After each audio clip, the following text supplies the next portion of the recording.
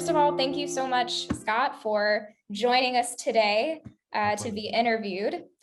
My first question is just to tell me and tell us a little bit about what you do for a living as an artist. I see lots of string-looking things in the Yes, background. lots of So, string-looking things all over the place. Yeah. So I am the principal bassist of the San Francisco Symphony, and that's my main job. But also I teach at the San Francisco Conservatory of Music, where I am right now in my office. And so yeah, I have a lot of basses that some belong to the school, some belong to students, and they're just everywhere in like just basically every corner of this room. when did you first realize that you loved the arts? How did you get into this career path? Well, it was something that was had been in my family actually for a number of generations. My father's father was a pianist, although he didn't read music. And he had his own big band, the Jack Pingel Jazz Orchestra. He was apparently good friends with Lawrence Welk. I don't know if you know who that is. Some of the older people might know who that is. And so then my dad also played piano and was a drummer. But he was a school teacher. Started out as a band director and then got into arts administration. My mother was an elementary music teacher. And then my brother and my sister and I all did music as kids growing up. But the funny thing for me is I started out as a cellist, but my parents would make me practice like right after dinner. Right when all my friends, and in the front room of our house, right when all my friends are out on their big wheels and bicycles, right, and I'm looking out there, and I just like my mom used to joke about the tear stains down the front of my cello, and so I um, I just kicked and screamed. I was like, I hate this. You can't make me do this. I don't want to do this. And so finally, my parents kind of gave up and they let me back off of playing cello. But then I started. They always wanted me to play something, so I started studying piano, which I did for a while. And then I started playing the trumpet.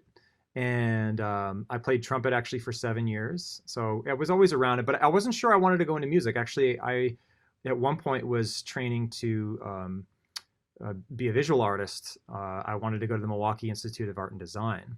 But it was when I started playing bass my junior year in high school that well, actually, I take that back. No, how old was I? No, I was 15. Sorry, I was 15 when I started playing. Got my first electric bass, where I started getting much more interested in pursuing music, possibly. But I was still not sure what I wanted to do. And when I started playing the upright bass, the like the bass violin, basically, um, that's when the switch really happened. That was my senior year, going into my senior year of high school when I was 17, and I thought like this is what I had to do, That's wanted to so do. interesting. Do Yeah. you know what caused that switch to flip? I mean, you had done so many different instruments, so many different things. I loved at many aspects. I loved the sound of the instrument. I loved the voice of the instrument. I loved its role in these different groups. I played in all kinds of different bands, from jazz groups to funk bands to. I wasn't doing much classical yet, really, until I started college. Um, but I just loved that. From a practical standpoint, everybody seemed to need a bass player. So I knew that there would be a lot of work, but I loved the role of the bass. This sort of, especially in those types of music, Latin music, you're laying down the groove, this foundation that everything kind of sits on top of, and you can really help everything feel really good. And I just love doing that. But I really just relished that role, and discovering how that can also happen in a symphony orchestra helped draw me into um, pursuing that later. Actually, it wasn't until graduate school that I decided to pursue a symphonic career. Okay, interesting. Yeah. Yeah, so in terms of pursuing that career, obviously it's very hard to Yeah. get a job like that, Yeah. especially right now. Yeah. And with COVID and everything, I mean, everything's up in the air. What was your career path? How did you wind up with that symphony job? What was Yeah. your path to get there? So when I did my senior recital of my undergraduate degree, which was at the University of Wisconsin in Eau Claire, my teacher played in the Minnesota Orchestra, and he had me repeat my recital at the University of Minnesota in Minneapolis. And he didn't tell me, but he invited like the whole bass section of the Minnesota Orchestra, and most of them showed up. And Peter Lloyd, who was the principal at the time, heard me, and after the recital, he came to me and said, you know, I think you really have something to offer classical music, and I think you should really pursue it. And he said, if you want to start, now that I was graduating, he says, you wanted to start taking some lessons from me. He took me into his private studio, and I got lessons about every other week or so from him. And it really encouraged me to audition for the Manhattan School of Music, because he knew if nothing else, I'd at least be able to figure out what I wanted to do there, because that school had programs both for jazz and classical. And so I auditioned for Manhattan School of Music. I got in the classical program, but I participated in the jazz program.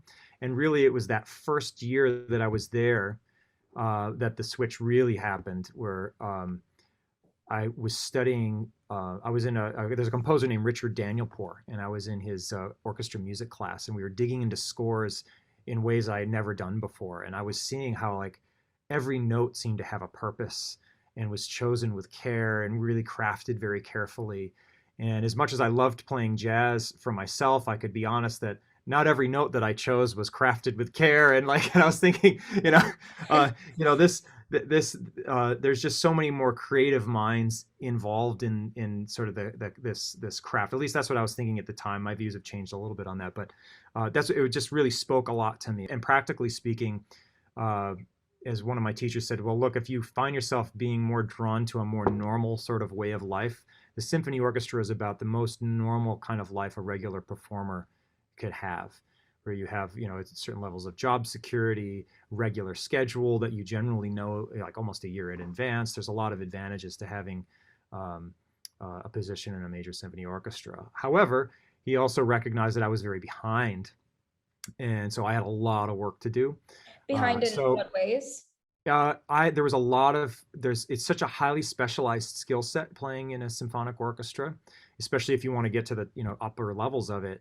And there were so many things with bow strokes and understanding of style and phrasing and timing, and there's so many things that I had to learn. And so after that first year in New York, I basically stopped taking any gigs outside of classical and focusing all my energies on that.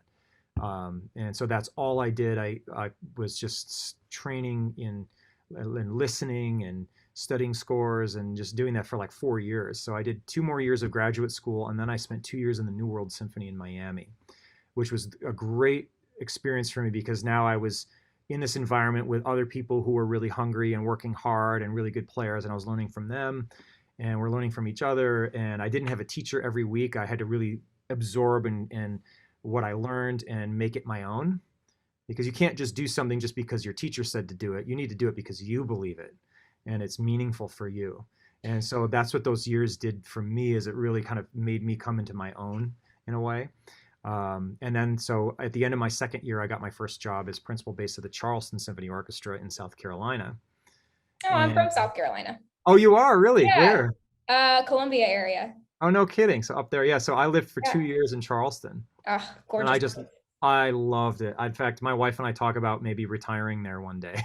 I just, That sounds like a good plan to me. yeah, I loved living there, and it was the orchestra was really good, and I just met so many wonderful people, and so that was a great place for me to get my feet wet and like learn how to do the job and start learning how to listen. Well, not start, but refining my abilities of how to listen. And I mean, there's certain things that you can learn academically, but really it's just kind of a framework that has to get both the flesh put on it and the spirit imbued into it. And that's going to come from that life experience and all these other things. But yeah, you can start to build kind of a skeletal framework from your academic studies, but it'll never be the full body of experience, really.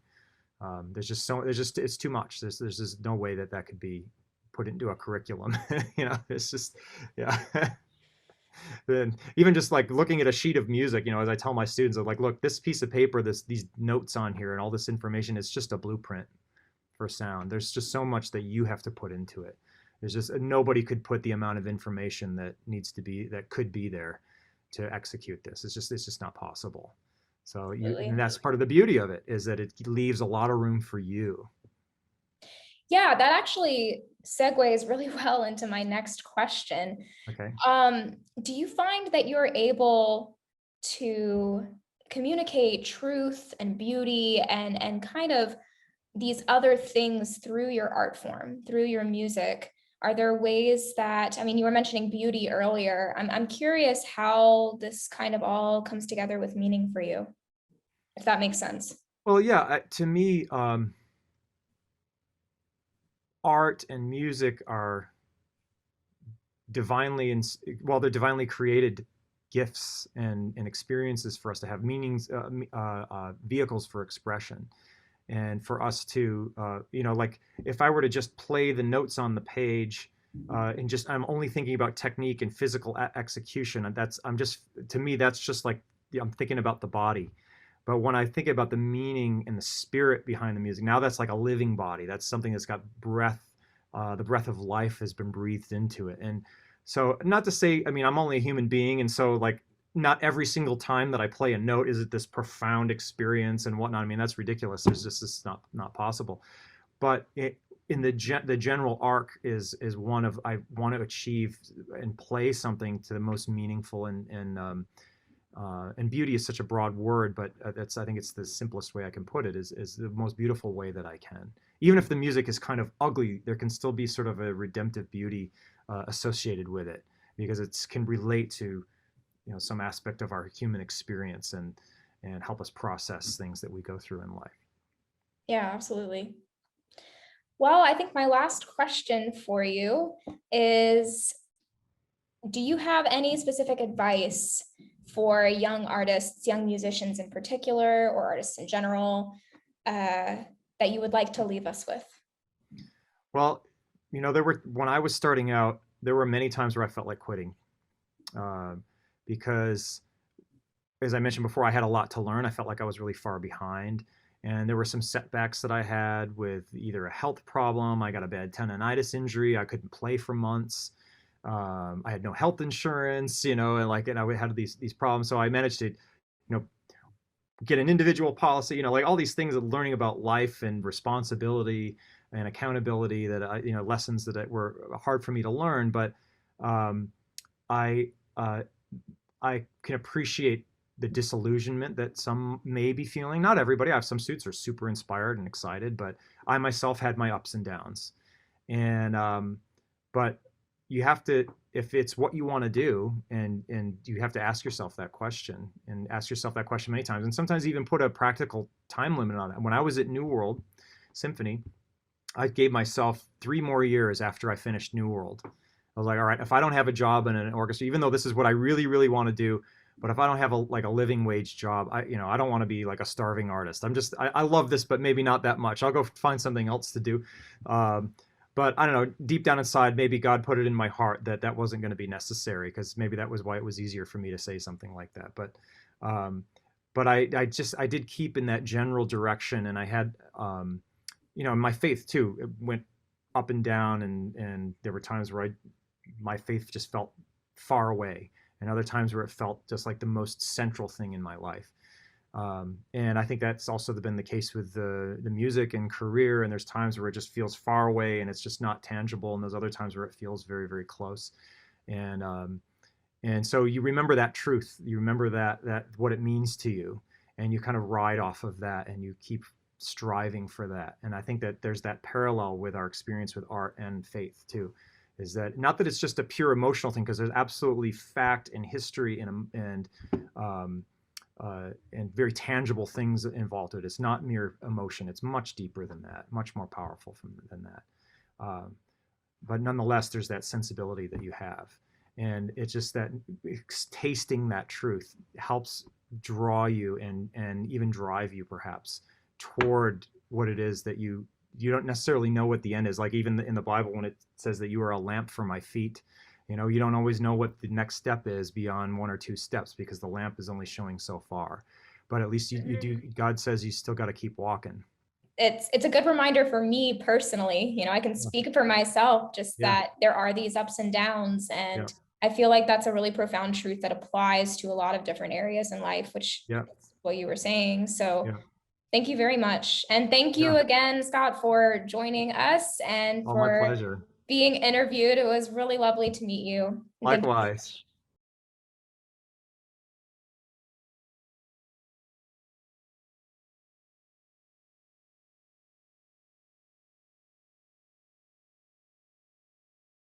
one of the, I guess, difference, as I was saying, that this pandemic is unique in most of our lifetimes, I think. But when we go through times of extreme trial, you find out what it is that you value most and what you rely on, and where your, to be cliche, where your rock is. And for me, it was like all of these different things got stripped away, and what I ran back to is the word. So spending time in scripture, listening to sermons, praying, studying. I did that more than anything. I practiced a lot and did all that stuff too, but the number one thing for me was that, and it grew my faith through this time of trial like never before in my life. And that's been one of the, no, that's the greatest blessing of this whole time, is through that time of trial. It's shown me what it is that I stand on, and it's made me have a greater sense of peace and security beyond anything that I've ever experienced in my life, in the midst of like the most chaotic, confusing time, that beyond anything that I could imagine. And it's so, in a weird way, I'm kind of strangely thankful. And so having that level of gratitude is, despite in everything going on, and continued troubles, and this variant is coming and this and that, but it's like I know my soul is secure. It's not, I don't even just believe it, I know it. It's like that is the foundational truth of my life, is that Christ came, he's God's son, and he died for me, and my soul is secure through faith in that, in him. It's not just in that, in him. I mean, he lives. There was a time in my life where I thought it was kind of silliness, and these people, these that believe this stuff, this part of me kind of just didn't want to believe it. But it's just the reality has just become so much more tangible and meaningful, and the most important thing in my life, without a doubt. And it's just like, it's so freeing. It's really truly freeing to Yeah. find that and know that it is that rock. It's the real thing. Like, you just feel it. Such a strong place to be. And so, like, he who wishes to save his life will lose it, but he who loses his life for my sake will save it. And you start to really learn what that means, and the peace that is found in that.